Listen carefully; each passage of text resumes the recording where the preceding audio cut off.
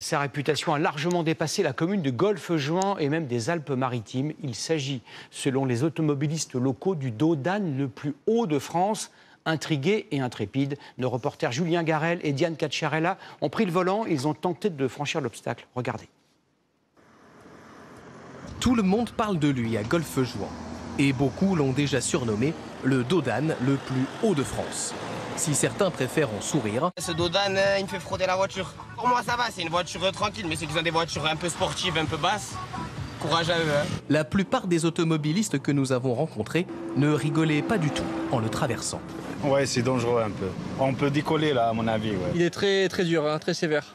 Vous avez peur d'abîmer un peu la voiture? Ouais, j'ai vraiment peur. Presque 65 cm de hauteur, c'est bien plus que les 10 cm d'un dos d'âne classique et une pente à 9%, juste en dessous de la limite légale fixée à 10. La zone est limitée à 30 km/h, mais mieux vaut passer bien plus lentement, sous peine de risquer l'accrochage.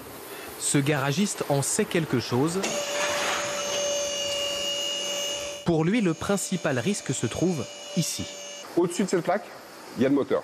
Donc si vous prenez un dos d'âne de façon répétée et de façon un peu violente, ou si le dos d'âne dépasse peut-être 10% d'inclinaison, ce qui va se passer, c'est que cette plaque de protection-là risque de toucher régulièrement, se fissurer et de casser. Mais à en croire le maire de Valoris-Golfe-Juan, responsable de l'aménagement, ce n'est pas un dos d'âne. Il nous l'assure et le répète aux habitants. Ce qu'il a fait construire, c'est une passerelle destinée à consolider un tunnel en contrebas qui menace de s'effondrer. Ça, regardez, le système de fer, là. C'est en train de... Regardez, c'est de l'acier. Regardez ce que ça donne, ça casse. Ah oui. C'est pour ça qu'on a mis ce système de pont qui permet aux véhicules de passer sans appuyer ici et donc de maintenir la structure. Sinon, il fallait fermer la route et fermer le tunnel.